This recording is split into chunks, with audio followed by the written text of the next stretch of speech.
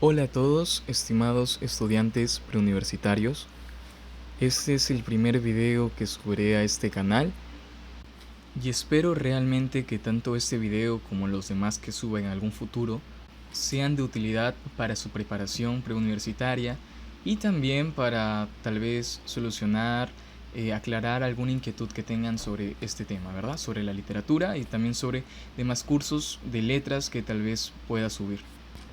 Y en esta ocasión, aprovechando que estamos próximos al examen de admisión de la Universidad Nacional Pedro Ruiz Gallo este 23 de marzo, quiero resolver con ustedes las 8 preguntas de literatura del anterior y más reciente examen. En este caso fue el examen de quinto de secundaria, el pasado 2 de febrero del año 2025. Y a mi parecer es muy conveniente resolver estos exámenes y aprender sobre los autores o en consecuencia sus obras mencionadas en estas 8 preguntas, porque no es raro que se repitan los temas. ¿Qué quiere decir esto? Por ejemplo, si en este examen preguntaron sobre la obra Casa Verde de Mario Vargas Llosa, es probable que en el próximo examen pregunten algo relacionado a este autor o ya sea el movimiento o grupo que compartió. En este caso, si hablamos de Mario Vargas Llosa, estamos hablando del boom hispanoamericano. Antes de empezar ya con este video, quiero aclarar que yo no soy profesional de literatura y que mi única intención con estos videos es ayudar a las personas a que puedan cumplir sus sueños. Solucionario de las 8 preguntas de literatura del último examen de admisión, el examen para egresados de quinto de secundaria. Si es que desean, pueden pausar este video para analizar la pregunta y posteriormente poder compararla a la respuesta correcta. Y la respuesta correcta a esta primera pregunta es la alternativa B. Recordemos que Edipo Rey es la obra maestra de Sófocles, un autor perteneciente al clasicismo griego, apodado como la abeja ática, el mimado de los dioses y también el perfeccionador de la tragedia, no confundir con el padre de la tragedia que es Esquilo. Y sobre su obra Edipo Rey, recordemos que plantea la lucha del hombre contra su destino, el cual, como todos sabemos, es inevitable. El personaje principal es Edipo, que es el hijo de los reyes de Tebas, Layo y Yocasta, pero debido a la profecía de un oráculo, el cual vaticinaba un destino terrible para Tebas causado por este niño, es que los reyes deciden encargarle a un criado pastor deshacerse del infante. Este pastor no era tan valiente como para matar a un niño, así que decidió abandonarlo en el monte Cicerón, no sin antes atravesarle los pies con un alfiler de su túnica, motivo por el cual se le conoce a Edipo como el de los pies hinchados. Edipo es encontrado por unos pastores de la ciudad vecina, quienes se le entregan a los reyes de esta ciudad, de nombre Corinto. Los reyes lo adoptan y lo crían como su hijo. Edipo nunca supo que fue adoptado hasta el momento ya final de esta obra en el que se termina por consolidar la tragedia, ¿no? Y bueno, por lo inevitable que es el destino, Edipo termina cumpliendo la profecía que años atrás se había vaticinado, y él termina matando a su padre y casándose con su madre. Entonces, viendo las alternativas, Edipo no se casó con su hermana. Edipo no asesinó a su madre. De hecho, su madre se suicidó al enterarse que se había casado con su propio hijo, y con el cual había tenido 4 hijos más. Y bueno, finalmente Edipo se arranca los ojos y se autodestierra, y la única hija de los 4 que tenía que decide acompañarle es Antígona. Pregunta número 2. Al igual que la anterior, les recomiendo que pausen el video, la analicen y la respondan. Y la respuesta a la pregunta número 2 es la alternativa D. Este tipo de pregunta se basa en marcar la que no corresponde. E inminentemente la alternativa que se tiene que descartar es la D, que dice representa la duda y los celos. Bueno, este enunciado hace referencia claramente a 2 obras distintas de Shakespeare, ¿no? La duda representa a la obra Hamlet y los celos a la obra Otelo. Y hablando sobre este autor, sobre Shakespeare, tenemos que decir que es conocido como el Cisne de Avon. También es el mejor tragediógrafo y pertenece al Renacimiento, aunque también tiene aptitudes barrocas, ¿no?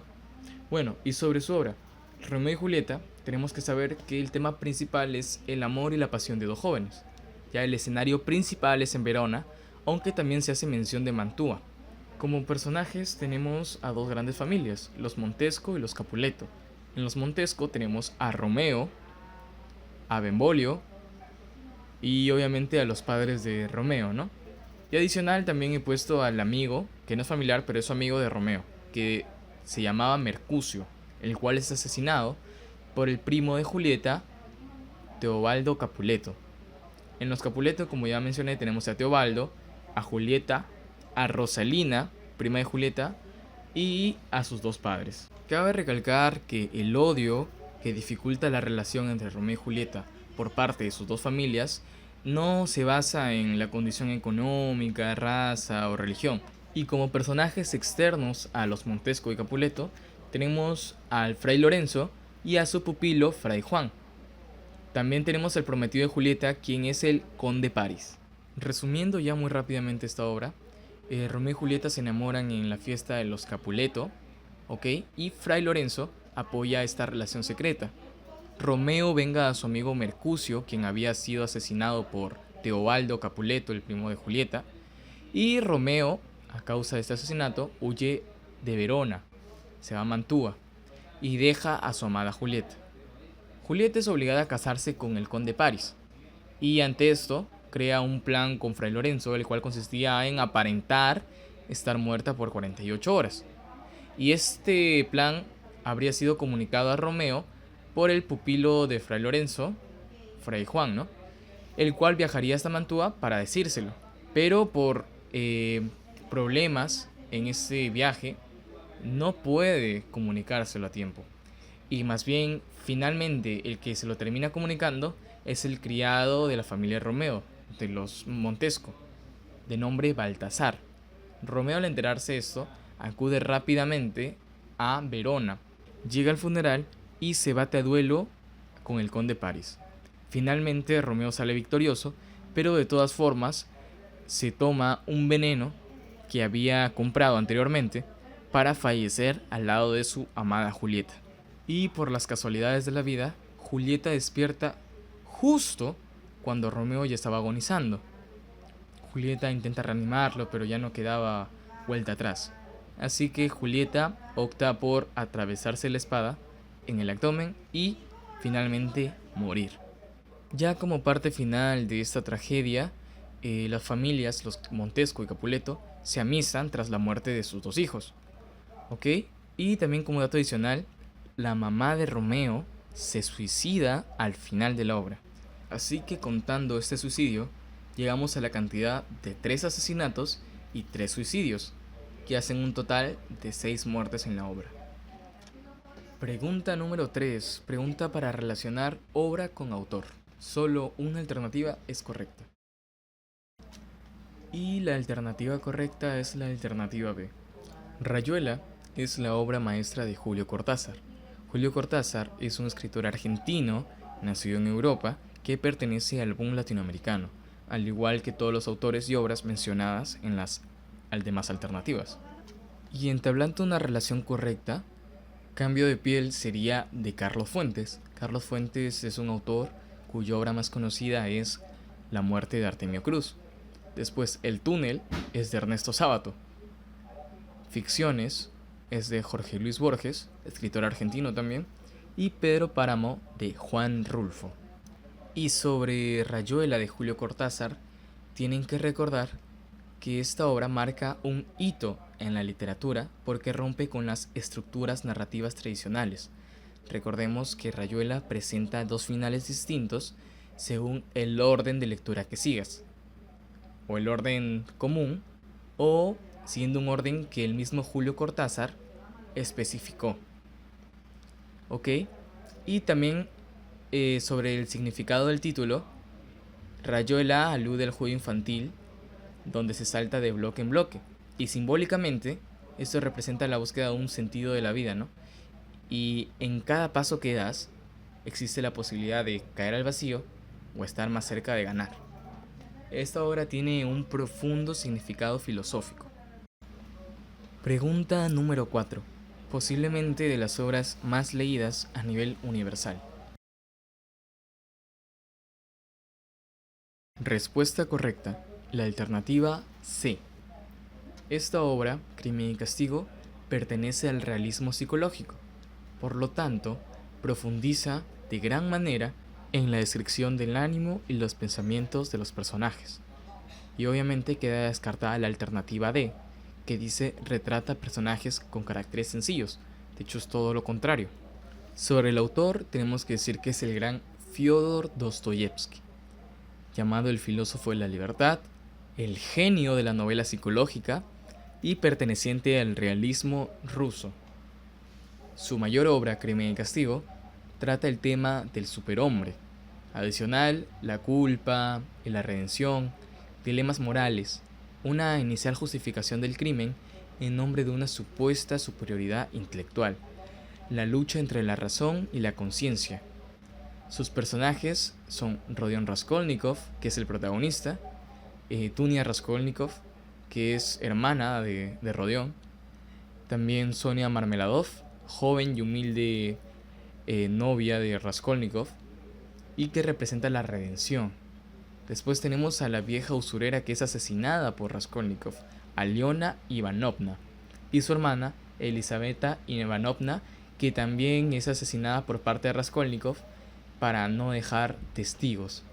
Y por último, al juez Porfirio Petrovich, que es el que investiga el crimen de Rodion, es el que finalmente lo condena a 8 años de trabajos forzosos en Siberia. Datos importantes sobre esta obra. Aproximadamente una semana después del asesinato de la usurera Aliona Ivanovna, Raskolnikov, corroído, o sea, carcomido por su propia conciencia, confiesa finalmente su crimen. Y su novia, Sonia Marmeladov, que fue la que incentivó grandemente a la confesión de este crimen, lo acompaña finalmente a Siberia, en donde fue condenado a 8 años de trabajos forzados. Y ya como último dato adicional, recordemos que esta es la obra maestra de la psicología humana, y por esto es que profundiza de gran manera en la descripción del ánimo y los pensamientos, y demuestra como tesis final, como mensaje final, que la culpa es el peor castigo y que la expiación es el único camino a la paz. Crimen y Castigo de Fyodor Dostoyevsky. Pregunta número 5 es un enunciado de Ricardo Palma, que está en su obra Tradiciones Peruanas. Y la respuesta correcta de esta pregunta número 5 es la alternativa D. Bueno, como lo dije anteriormente, esta es una declaración, ¿no?, que hizo Ricardo Palma en su obra Tradiciones Peruanas. Y bueno, el enunciado completo dice así: mis tradiciones, más que mías, son de ese cronista que se llama Pueblo, auxiliándome y no poco los datos y noticias que en pergaminos viejos encuentro consignados. Y sobre Ricardo Palma, tenemos que decir que es llamado el bibliotecario mendigo por ser el reconstructor de la Biblioteca Nacional. Todo esto posguerra contra Chile, ¿no? Posguerra del Pacífico en el año 1883. El mejor aporte de Ricardo Palma es la creación de la tradición.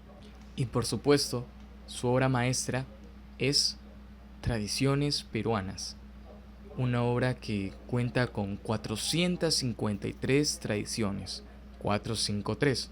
Fue publicada en el año 1872.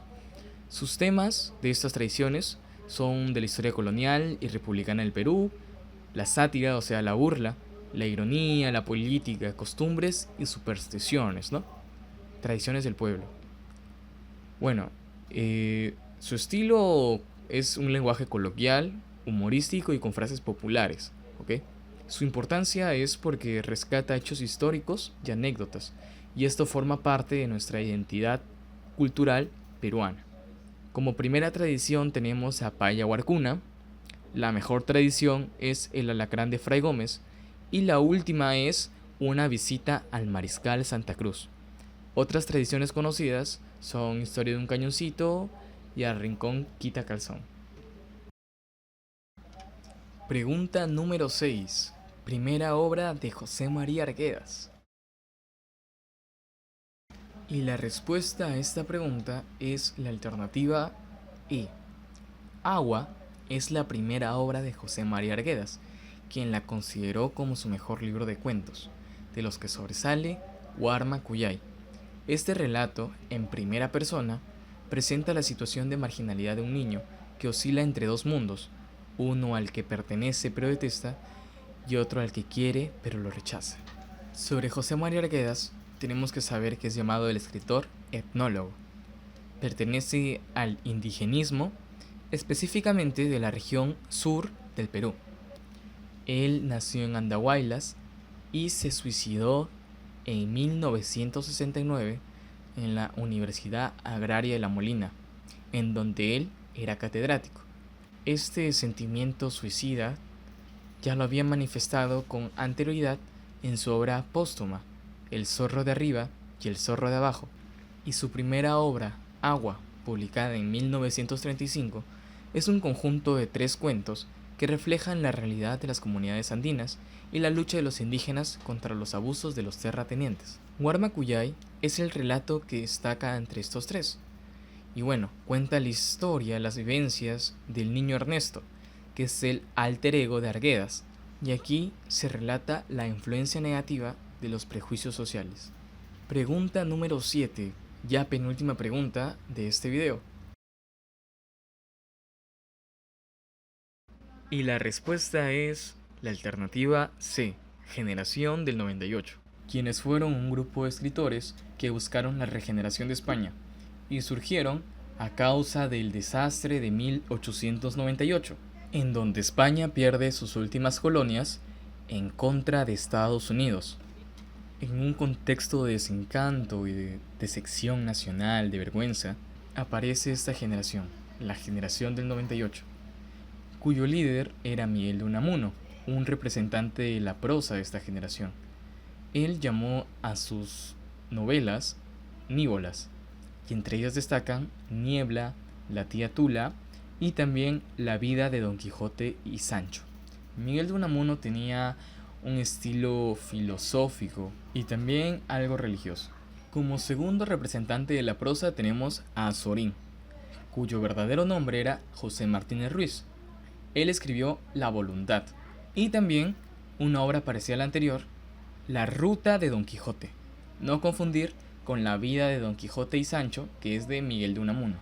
En el verso tenemos El cantor de los campos de Castilla, Antonio Machado, cuya obra se llama así, Campos de Castilla. En ella destaca el poema Caminante no hay camino.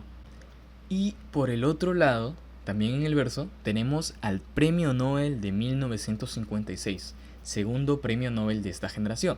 Estoy hablando del andaluz universal Juan Ramón Jiménez, cuya mayor obra es Platero y yo, una obra en la que relata vivencias de él con su burrito Platero. En el teatro tenemos a un grandísimo de la literatura, al igual que el anterior, Premio Nobel. Él es el primer Premio Nobel de esta generación, en el año 1922. Estoy hablando de Jacinto Benavente. Su obra estrella, Los intereses creados. Y por otra parte, en el teatro tenemos a Ramón María del Valle Inclán, que también destacó en la novela, por cierto, es como que equivalente. Él es creador del esperpento, un género literario caricaturesco, como de parodia, utilizado para, entre otras cosas, hacer crítica social, ¿no? Y su mayor obra, la que más destaca, es Luces de Bohemia, ya preguntada por la Pedro anteriormente. Por último y no menos importante, tenemos a la novela, y aquí al mejor novelista de esta generación, Pío Baroja, con su obra El árbol de la ciencia.